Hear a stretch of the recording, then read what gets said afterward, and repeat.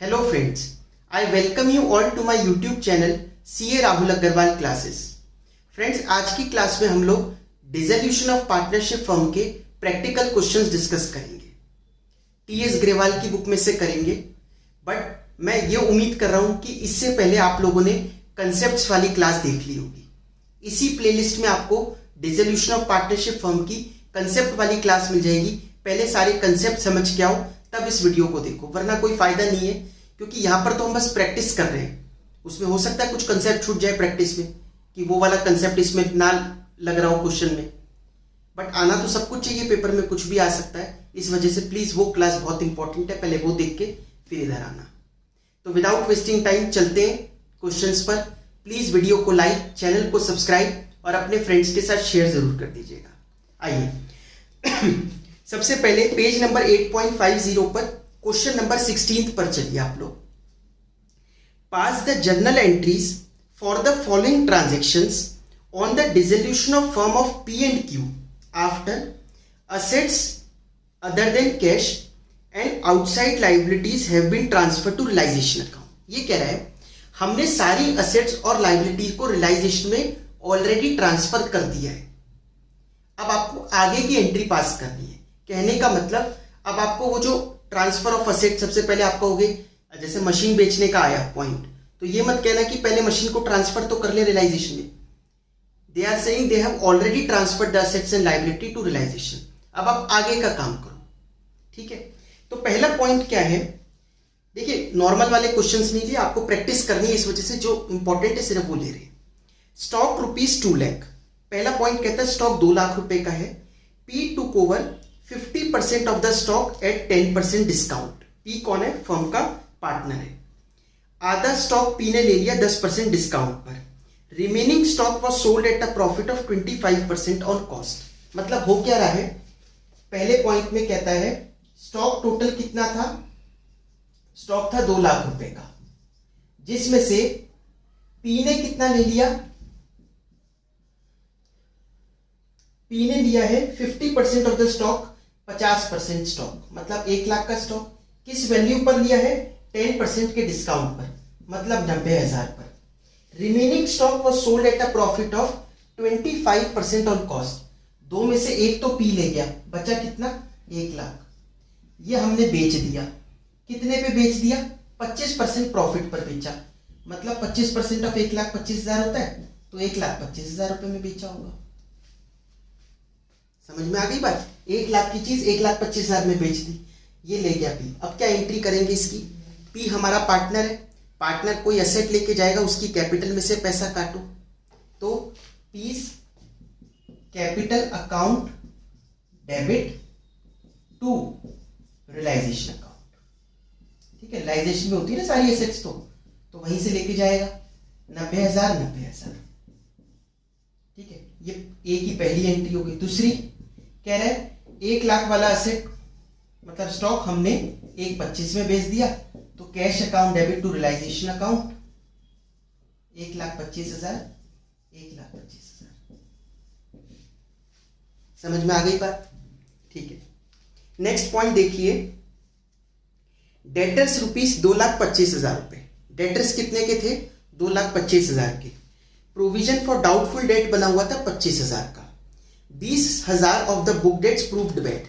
20,000 जो डेटर्स थे वो बैड हो गए, बैड डेट्स हो गए 20,000 के। तो रियलाइजेशन की एंट्री क्या पास होगी?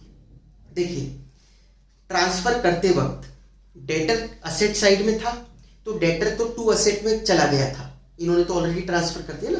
प्रोविजन को कहां ट्रांसफर किया होगा? लाइबिलिटी में। ठीक है, प्रोविजन फॉर डाउटफुल डेट होता तो डेटर के नीचे माइनस करके है, बट ये लाइबिलिटी के साथ ट्रांसफर होता है। ठीक है, ये याद रखना, आप प्रैक्टिकल क्वेश्चन आएगा तब, मतलब रियलाइजेशन अकाउंट बनाने वाला आएगा तब हम कर भी लेंगे चाहे, लेकिन provision for doubtful debt liability side में ट्रांसफर कर दिया होगा, तो ट्रांसफर तो हो चुके। अब बात हो रही है रियलाइजेशन की। तो कह रहा है 20,000 के डेटर बैड हो गए। हमारे डेटर है कितने के? 2,25,000, उसमें से बैड कितने हो गए? 20,000, तो 2,05,000 रुपए आ गई ना, तो 2,05,000 की एंट्री कर दो, cash account debit to realisation account. ठीक है, तो बी की एंट्री होगी cash account debit to realisation account, कितने से? 2,05,000 रुपए से। समझ में आया ये? आप हो सकता है सोच रहे हो बेड इसका प्रोविजन का कुछ क्यों नहीं किया। प्रोविजन से बेड डेट रुकेंगे थोड़ी ना। जैसे अगर हमने लाइफ इंश्योरेंस ले लिया तो अमर तो नहीं हो जाएंगे।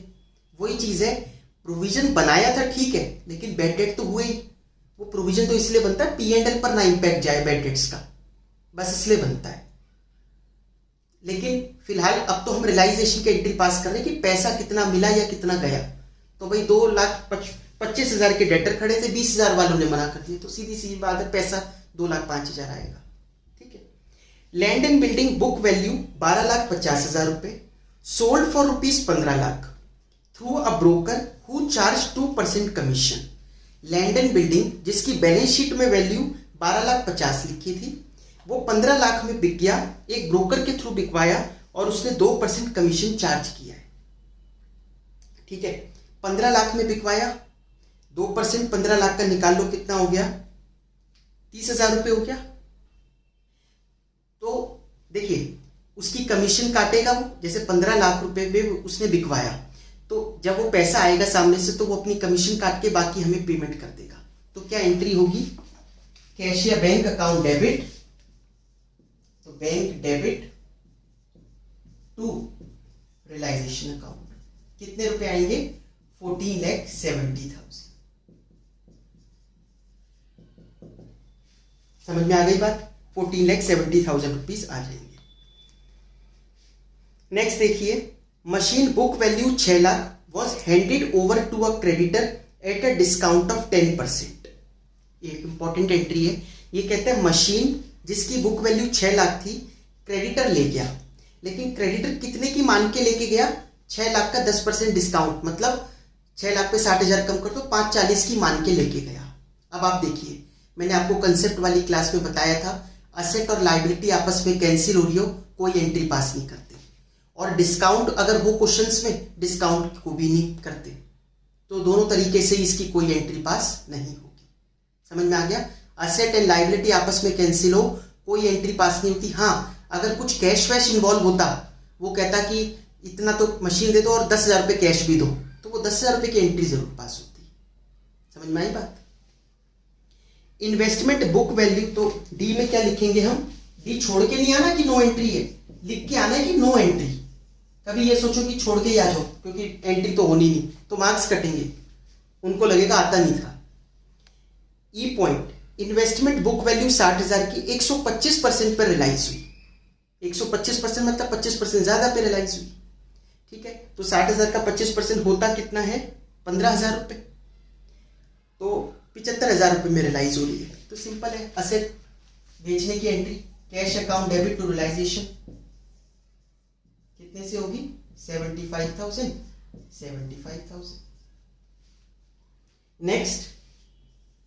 नेक्स्ट ये कहता है इनके यहां गुडविल है कितने की?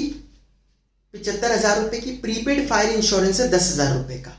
देखिए ये जो असेट्स है, मैंने आप लोगों को एक बात बताई थी कि अगर लाइबिलिटी के बारे में क्वेश्चन साइलेंट हो तो फुल पेमेंट करो, लेकिन असेट्स के बारे में अगर क्वेश्चन साइलेंट है तो इग्नोर कर दो।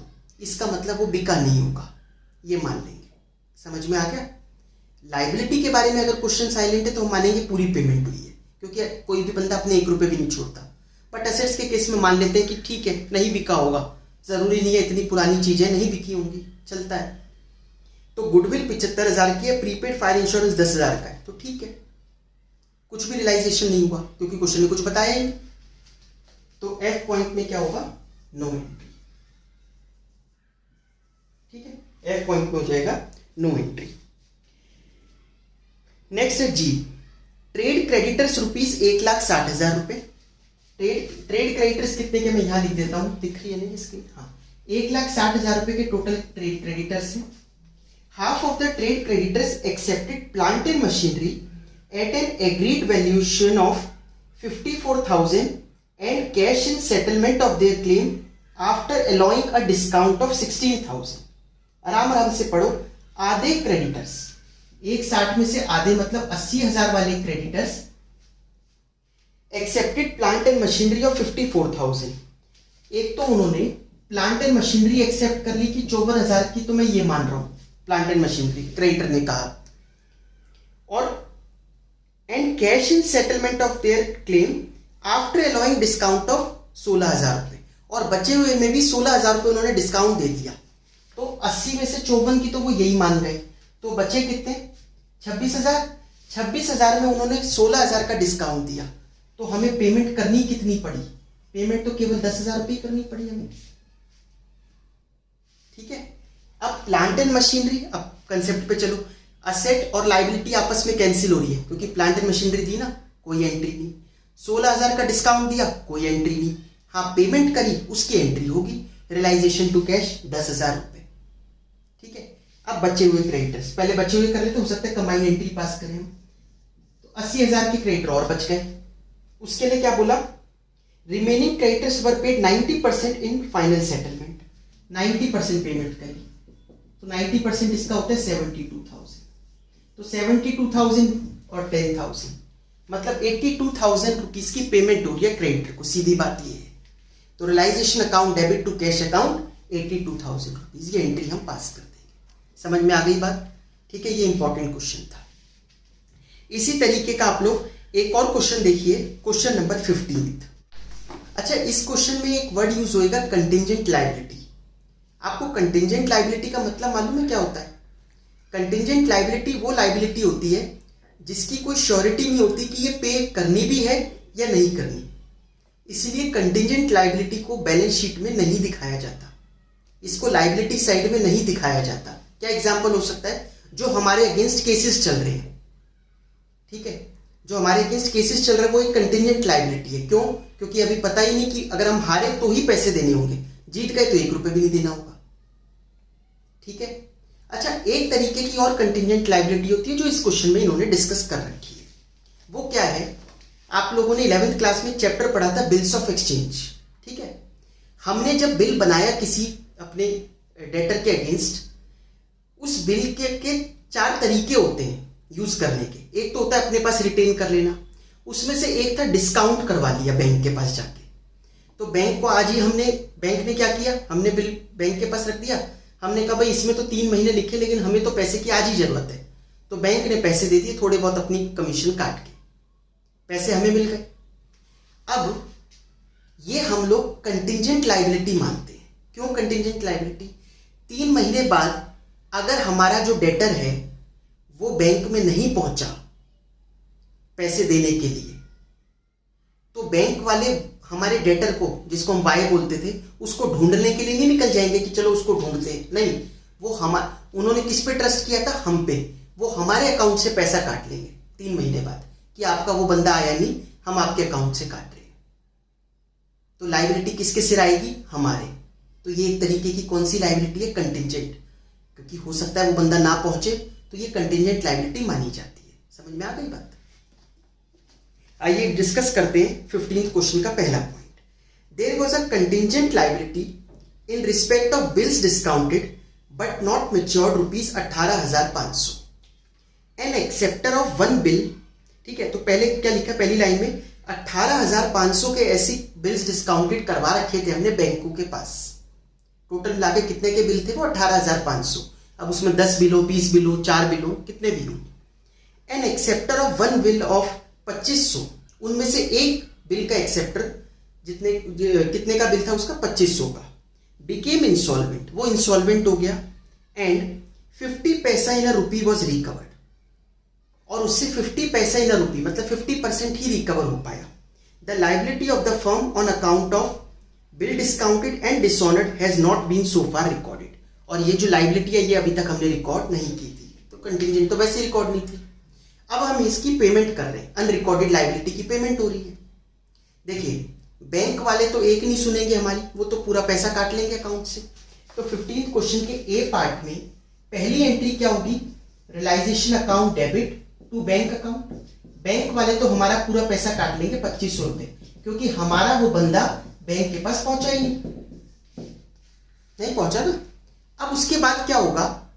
हमने उसको बोला, क्योंकि हम थोड़ी ना छोड़ेंगे अपने डेटर को, हम कहेंगे भैया क्या हुआ, आपने पैसे नहीं दिए, तो फिर वो बताएगा जो भी, और उसके 50% हमारे रिकवर हो रहे हैं।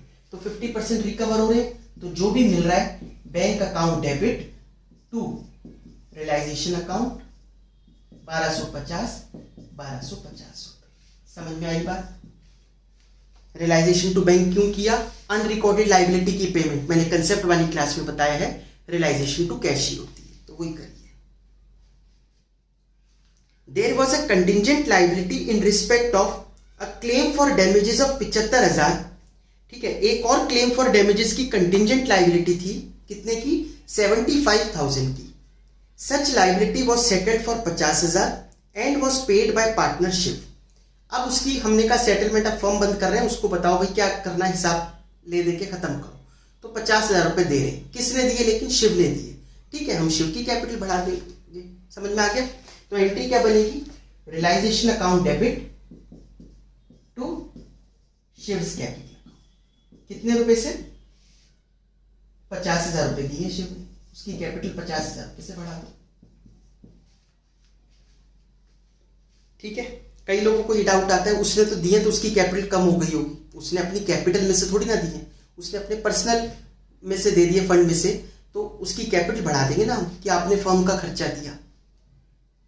Firm will have to pay 10,000 as compensation to an injured employee which was a contingent liability not accepted by the firm. एक कंटिजेंट लायबिलिटी आ गई, 10,000 रुपए की कंपनसेशन है इंजर्ड एम्प्लॉय को, वो पे करना है। तो ये भी एक अनरिकॉर्डेड लायबिलिटी की पेमेंट हो रही है, सीधी entry realisation to bank account. अच्छा, ये जो बैंक कैश का चक्कर है ना, कि बैंक लिखें कैश लिखें, ये देखिए क्वेश्चन में डिपेंड करता है। जब आपका बैलेंस शीट वाला क्वेश्चन आएगा तो चेक कर लेना उनके यहाँ कैश है या बैंक है। बैंक है तो सब बैंक से कर देना, कैश है तो कैश से कर देना, दोनों है तो किसी से भी कर देना। दोनों हो तो बैंक से ही करना बेटा है। तो 10,000 रुपए वैसे ना आपसे वो भी मांगता है लास्ट में, कैश या बैंक अकाउंट। तो अगर कैश अकाउंट मांगा है तो कैश अकाउंट से करना साहब, बैंक मांगा है तो बैंक से करना। 5,000 फॉर, नेक्स्ट पॉइंट पढ़ो D, 5,000 for damages claimed by a customer has been disputed by the firm. एक डिस्प्यूट था, डैमेजेस कोई क्लेम कर रहा था कस्टमर। जैसे हमारे यहाँ से प्रोडक्ट लेके गया एक, अगर हम आयरन बेचते हैं प्रेस, अब वो भी कस्टमर लेके गया, वो उसने घर पे लगाई होगी प्लग में और वो बर्स्ट कर गई, उससे उसके शरीर पे इंजरी हो गई, तो उसने हमारे अगेंस्ट क्लेम कर दिया, कोर्ट में चल रहा है, तो 5,000 रुपए का डैमेजेस क्लेम करे हुए हैं उसने। ठीक है, अब हम उसको केस को रफा दफा करवाना चाह रहे हैं कि बताओ कितनी पेमेंट करने। तो 70% पर उसकी कॉम्प्रोमाइज हुआ है, तो 70% 5,000 का कितना हो गया? 35। ठीक है, अनरिकॉर्डेड लायबिलिटी है ये। देखिए अनरिकॉर्डेड लायबिलिटी की कितनी पेमेंट हो रही है, सिर्फ उससे एंट्री पास कर रहे हैं हम लोग। ठीक है, कितना था, जैसे सी पॉइंट में आया, सी पॉइंट में तो चलो 10,000 ही था, बी पॉइंट में आप कहोगे था तो 75,000 का था, कितने का भी, कौन सा रिकॉर्ड किया था। और अगर रिकॉर्ड होता भी एक बार को, मैं मान लूं 75 रिकॉर्डेड है, तो हमें कहाँ डिस्काउंट विस्काउंट रिकॉर्ड करने, हमें तो एक्चुअल पेमेंट कितनी हो रही है वही एंट्री पास करनी है। Realisation to bank, realisation to cash, यही करनी है हमेशा। डिस्काउंट्स तो वैसे ही इग्नोर करने हैं ना हमारे को सारे। ठीक है, तो कितने की सोचा था या कितने का कंटिजेंट थी उससे कोई मतलब नहीं। अब ये बताओ कितनी पेमेंट हो रही है। तो यहां पर पेमेंट कितनी कर रहे हैं? 3500 की। तो realisation debit to bank account कितने रुपए से हो जाएगी? 3500 रुपए से। समझ में आया आप लोगों को ये क्वेश्चन नंबर 15। एक और क्वेश्चन देखते हैं जर्नल एंट्री का। ये रियलाइजेशन एक्सपेंसेस का है पूरा क्वेश्चन और इंपॉर्टेंट क्वेश्चन है, ध्यान से देखो, पेपर में भी आया हुआ है बोर्ड में। क्वेश्चन नंबर 17, पेज नंबर है 8.51। ए पार्ट देखिए, Dharam a partner was appointed to look after the process of dissolution at a remuneration of 12,000 रुपए। तो धर्म को हमने अपॉइंट किया था 12,000 रुपए के रेम्यूनरेशन पे कि आपको देखना है ये सब कुछ, डिसोल्यूशन का पूरा काम जाम, 12,000 रुपए मिलेंगे। तो पहली एंट्री तो आप करिए, तो कमीशन देने की एंट्री 17 का ए पार्ट हम पढ़ रहे हैं, क्या होगी? रियलाइजेशन अकाउंट डेबिट टू किसकी कैपिटल? कौन है? धर्म्स कैपिटल। कितने अमाउंट से? 12,000। ठीक है, and he had to bear the dissolution expenses, खर्चे सारे उसको बियर करने हैं इसके। Dissolution expenses of 11,000 were paid by Dharam, bear उसको ही करने थे, पे भी उसी ने करे। तो बियर उसको करने थे, पे भी उसी ने करे, फर्म को कोई मतलब नहीं, फर्म कोई एंट्री इसके पास नहीं करेगी। समझ में आ गया। B part, Jay a partner was appointed to look after the process of dissolution and was allowed a remuneration of 15,000 रुपए। उसको रेम्यूनरेशन कितनी मिलेगी? 15,000। पहली एंट्री कर दोगे, लिख लीजिए आप, मैं यहां नहीं लिख रहा, फिर realisation account debit to Jay's capital 15,000 रुपए। ठीक है। Jay agree to bear dissolution expenses, उसको ही बियर करने। Actual expenses 16,000 were paid by Vijay another partner on behalf of Jay, लेकिन किसी और पार्टनर ने बियर कर लिए, वो पे कर दिए। बियर तो करने थे जय को ही, लेकिन पे किसने कर दिए? विजय ने।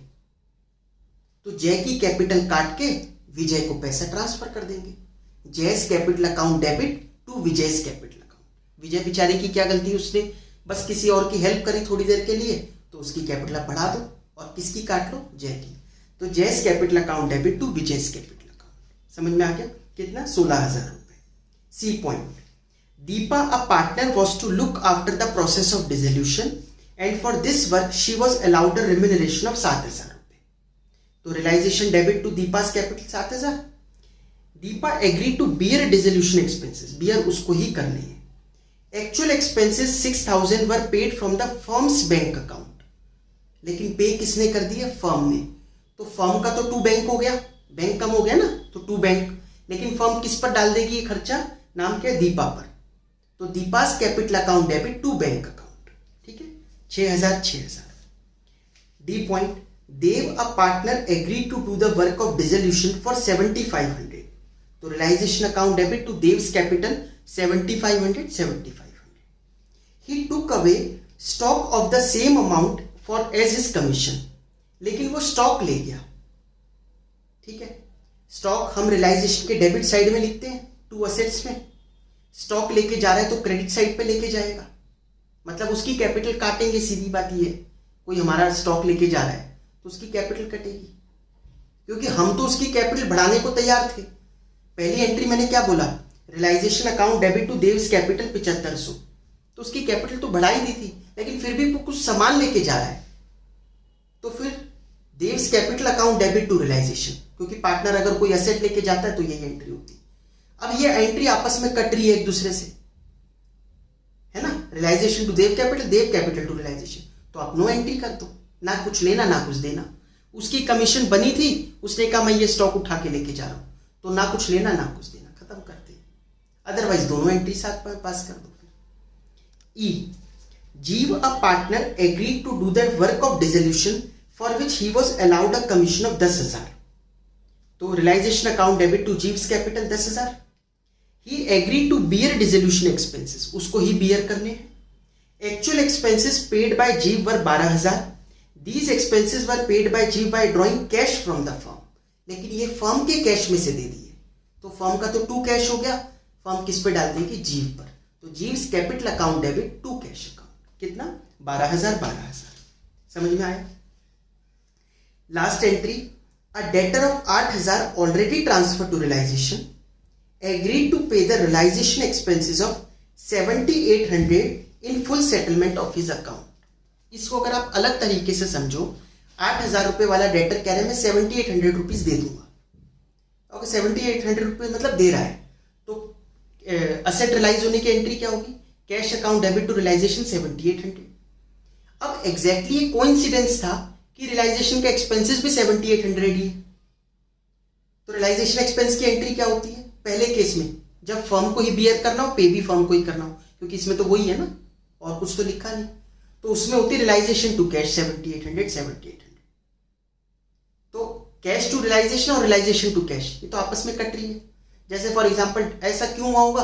भाई डेटर हमारे यहाँ बैठा है, आया हुआ है, हमसे बात कर रहा है कि कितने क्या देने हैं पैसे, और 7,800 वो कह रहा है 8,000 रुपए का उसका वो था, तो कोई आया कि भाई रियलाइजेशन के खर्चे 7,800 है, तो वो कह रहे एक काम करते हो ये मैं ही दे देता हूँ, 100-200 रुपए तो डिस्काउंट चलता है, तो उसने ही दे दी, तो इसकी कोई एंट्री की जरूरत नहीं है।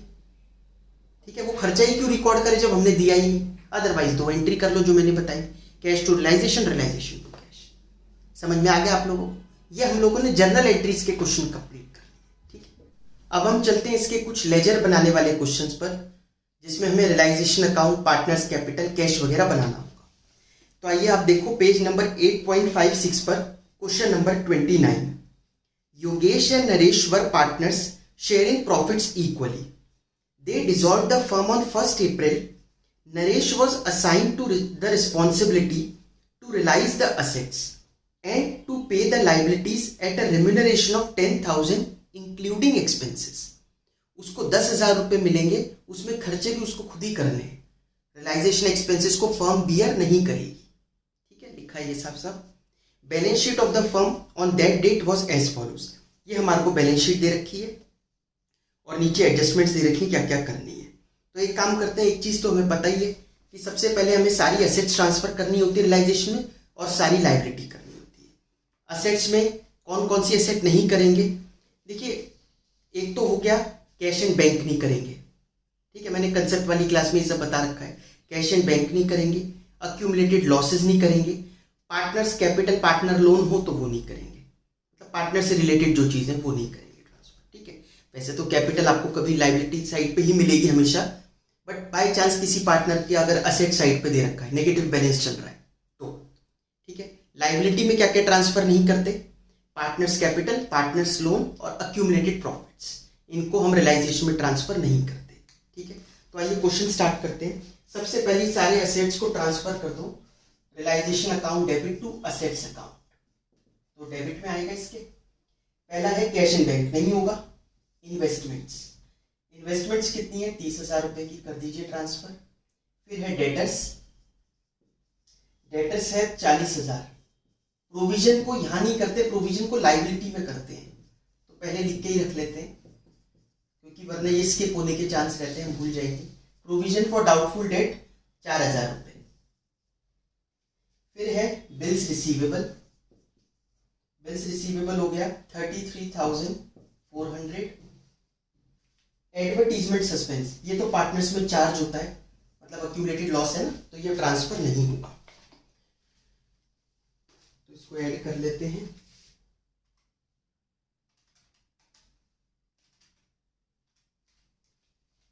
₹1,03,400। ठीक है, ये हो गया, सारी एसेट्स ट्रांसफर कर दिया हमने। लायबिलिटी ट्रांसफर करना शुरू करते हैं। एक तो कर चुका क्रेडिटर्स, क्रेडिटर्स कितने के हैं?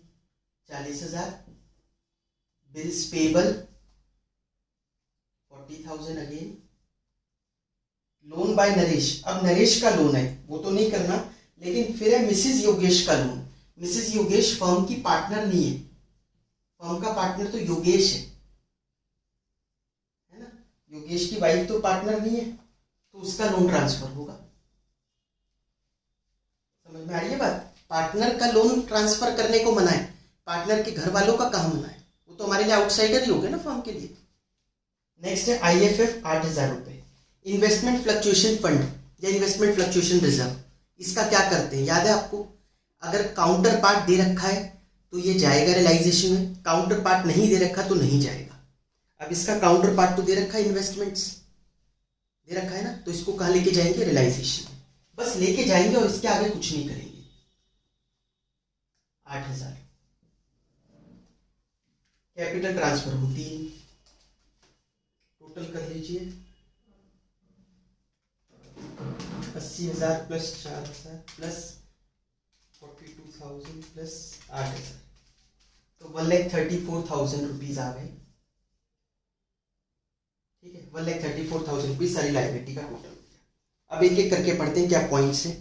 The firm was dissolved on the following terms. Yogesh was to pay his wife's loan. देखिए, असेट इधर ट्रांसफर है, लायबिलिटी इधर, सिंपल सी चीज है। असेट सामने रियलाइज होंगे, या तो कोई पार्टनर लेके जाएगा तो बाय पार्टनर्स कैपिटल, कैश में बिक रहे तो बाय कैश, ये है।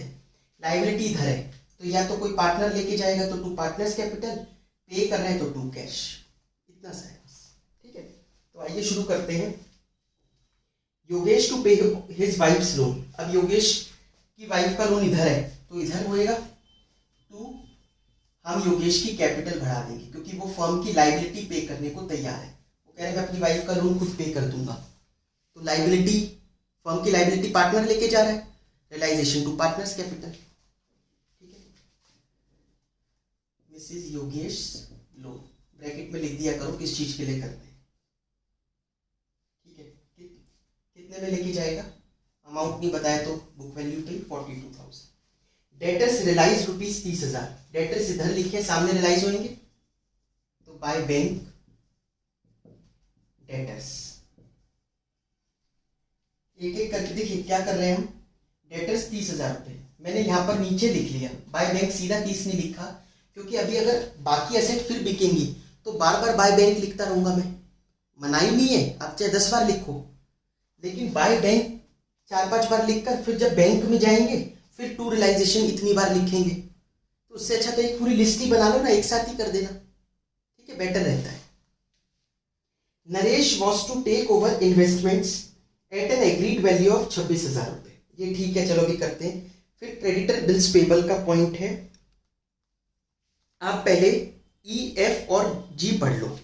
ई पॉइंट क्या है, बिल्स रिसीवेबल वर रिसीव्ड अलाउइंग 5% रिबेट क्या होता है, डिस्काउंट।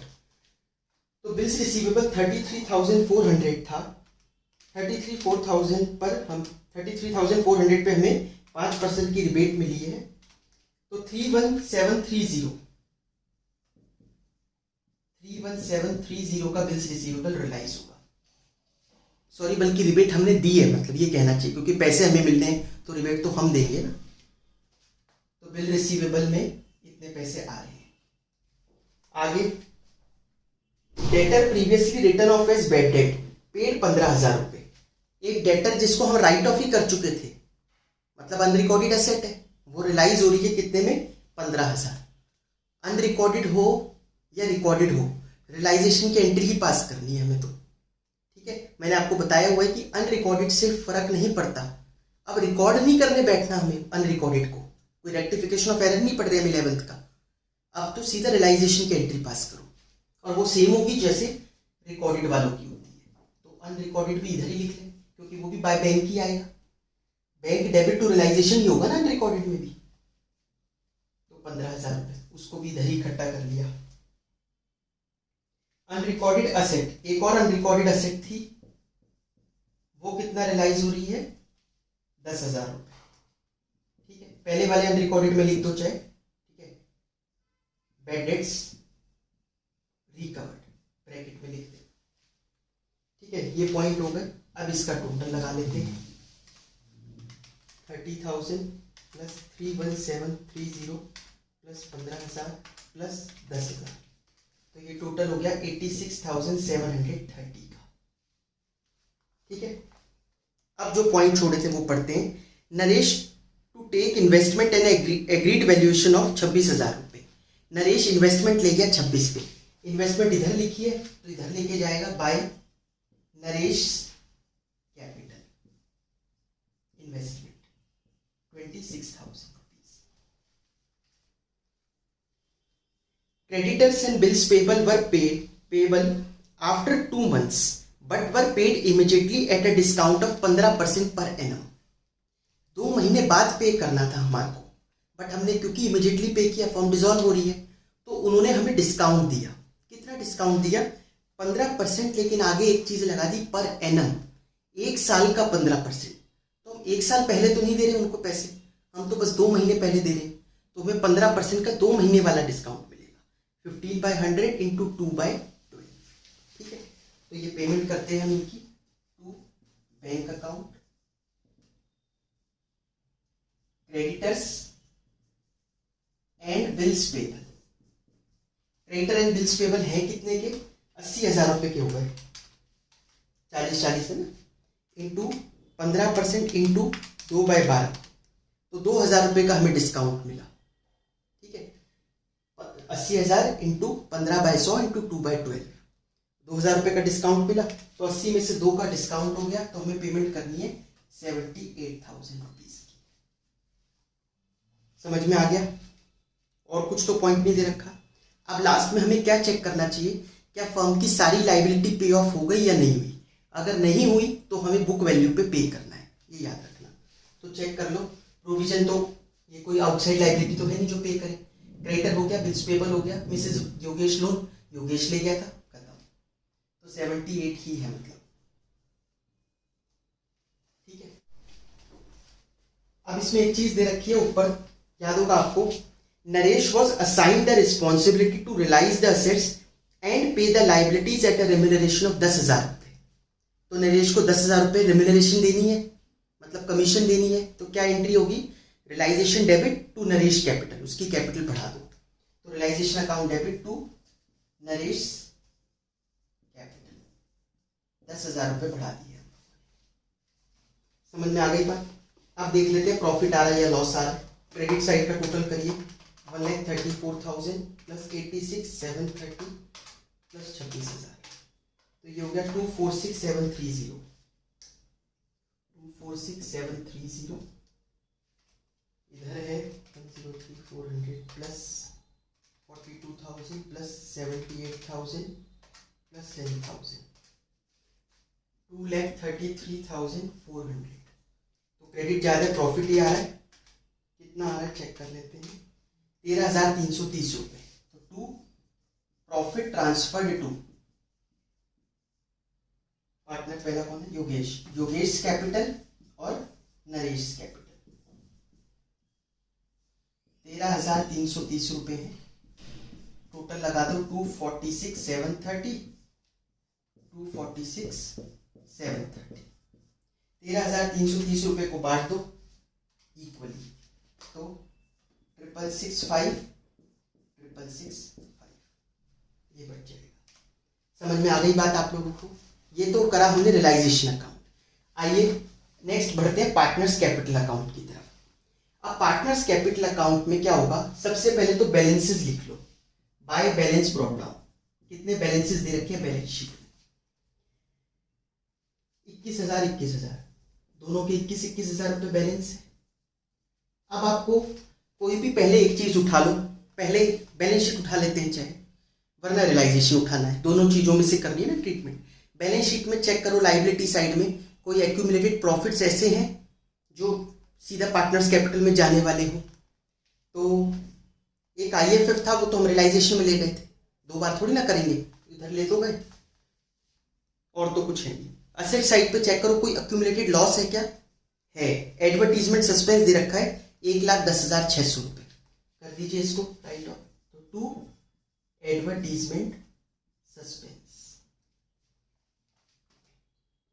1,10,600, तो ये आ गया 55,300, 55,300। बैलेंस शीट हो गई। अब चलिए रियलाइजेशन की डेबिट साइड पे, कहीं पार्टनर का नाम आ रहा है, ये रहा, टू योगेश कैपिटल। अब एंट्री है रियलाइजेशन डेबिट टू योगेश, तो योगेश क्या हो रहा है, क्रेडिट बाय रियलाइजेशन, तो यहां पर लिख दो बाय रियलाइजेशन। योगेश में जाकर लिख दो 42,000 रुपीज। फिर टू बैंक, फिर टू नरेश आ गया, फिर से 10,000 रुपये, तो बाय रियलाइजेशन। अब नरेश में लिखो कितने, 10,000 रुपये। फिर to profit transfer to Yogesh Naresh, तो बाय रियलाइजेशन 665, 665 ये करते हैं। अब लाइबिलिटी साइड पे देखो, कहीं पार्टनर का नाम आ रहा है, ये रहा बाय नरेश कैपिटल, तो टू रियलाइजेशन, मतलब ऑपोजिट क्रॉस एंट्री होगी ना भाई। लेजर पोस्टिंग तो आपने सीखी 11th में, वैसे ही कर रहे हैं, बस इसके डेबिट में तो उसके क्रेडिट में। नरेश में अमाउंट लिखो 26,000 रुपये, ठीक है, ये सब कर दिया। अब क्या करेंगे, बैलेंस शीट ही तो निकालेंगे नहीं, फर्म तो बंद हो रही है, तो जितना इनका बैलेंस बनता है इनको पे करके खत्म कर देंगे, ठीक है, फर्म को। तो योगेश देखो कितना है, क्रेडिट पे 21,000 प्लस 42,000 प्लस 665, तो वहां पर है 69,665, और यहां पर 55,300 रुपये, तो कितना पे करना है, 14,365 पे करना है योगेश को, 14,365 टोटल लगा दीजिए,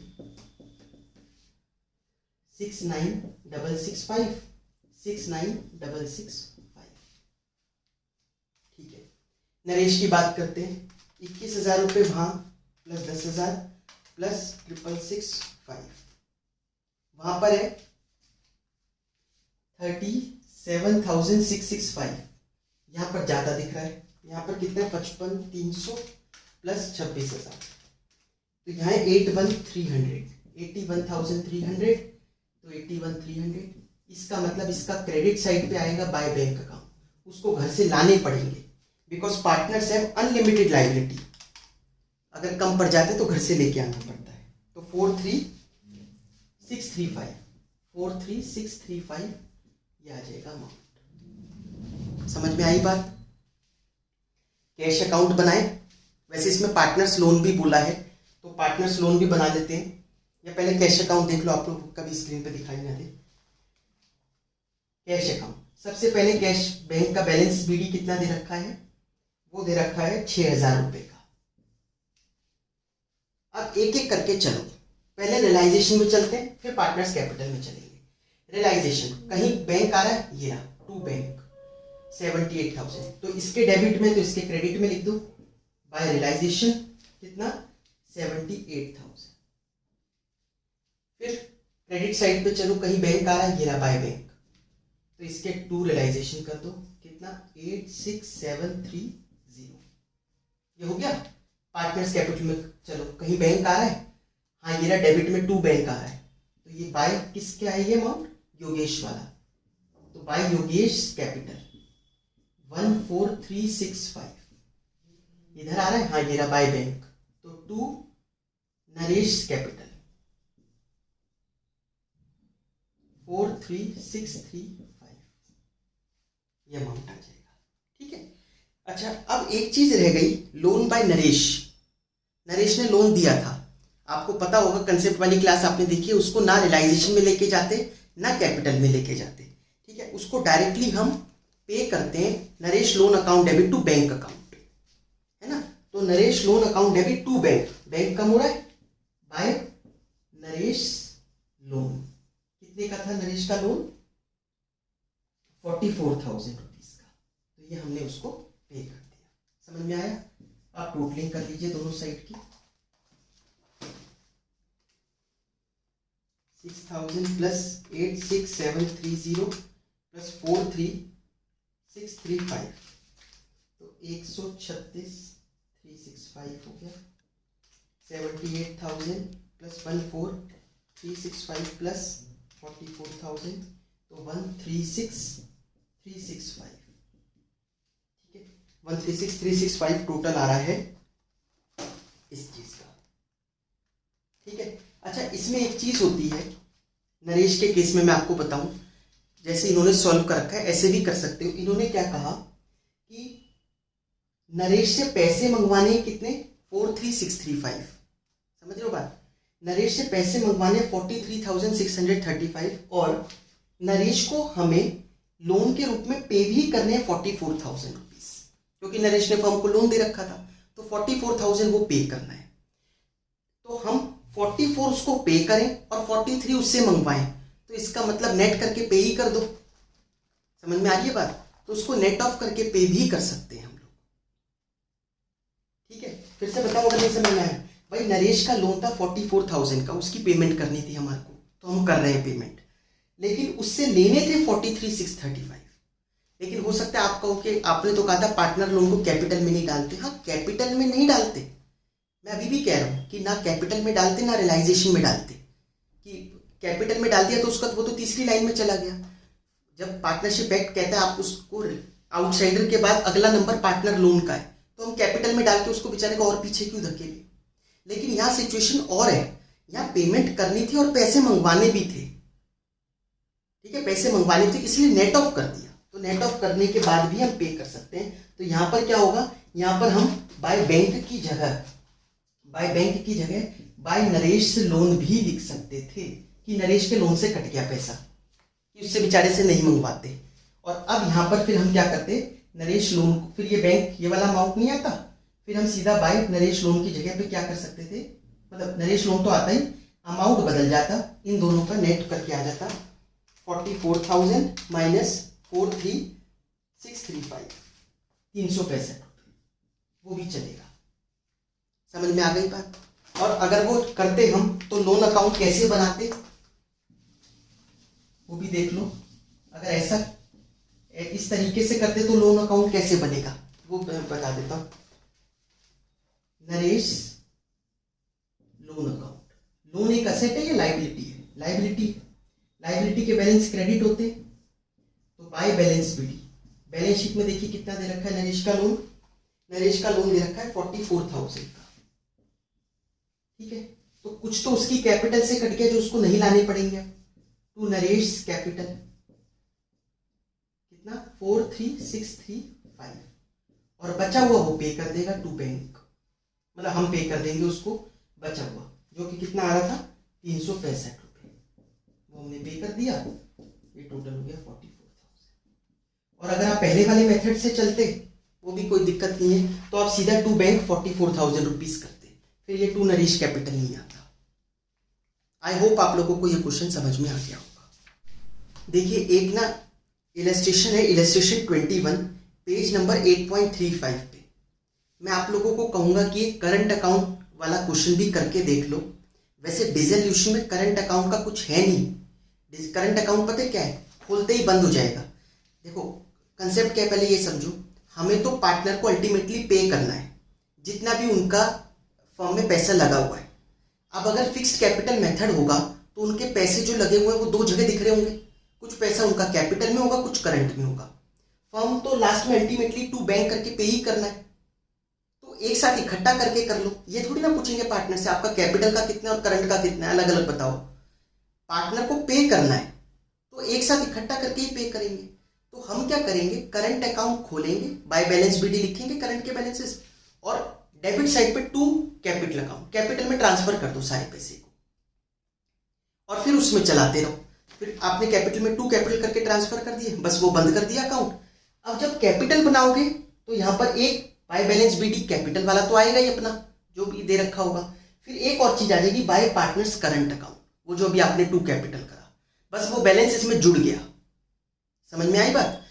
नॉर्मली चल रहा है जैसे ये था, बस एक चीज जुड़ गई बाय पार्टनर्स करंट, वो करंट का बैलेंस भी यहां पर जुड़ जाएगा।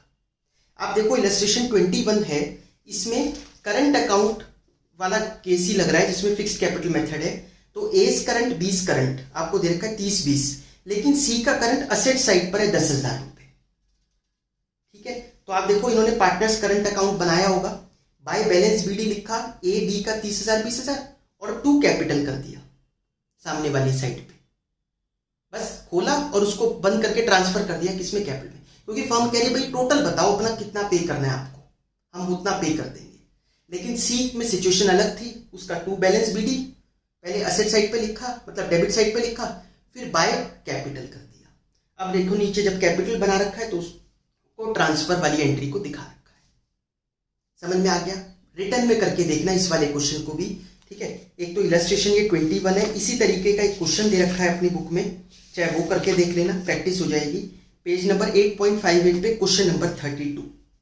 ठीक है, इसमें भी और एनसीईआरटी लिखा है, तो एनसीईआरटी में क्वेश्चन है तो पेपर में आने के चांस हैं, मतलब आ सकता है, कोई मना नहीं कर सकता, क्योंकि उन्होंने एनसीईआरटी में इस तरीके का क्वेश्चन दे रखा है। समझ में आ गया? कुछ नहीं करना, करंट अकाउंट खोलना है, बाय बैलेंस बीडी लिखना है करंट वाला। जैसे इसमें क्या करोगे 32 क्वेश्चन में अशोक बाबू चेतन करंट बनाओगे, बाय बैलेंस बीडी लिखोगे 10,000 5,000 3,000 लिखा, टू कैपिटल 10,000 5,000 3,000 खत्म, बंद कर देना। अब जब पार्टनर्स कैपिटल खोलोगे तो पहले बाय बैलेंस बीडी लिखोगे, कितने कितने देखो 70,000 55,000 27,000। अगली क्या एंट्री करोगे, बाय करंट अकाउंट, क्या अशोक का 10,000 5,000 3,000, बस। अब आगे अपना नॉर्मली जैसे क्वेश्चन और करते हो वैसे चलाते रहो। ये फर्क था, समझ में आई बात? करके जरूर देखना। तो प्लीज वीडियो को लाइक, चैनल को सब्सक्राइब और अपने फ्रेंड्स के साथ शेयर जरूर कर दीजिएगा दोस्तों। बाकी हम लोग फिर नेक्स्ट क्लास में करते हैं। Thank you so much.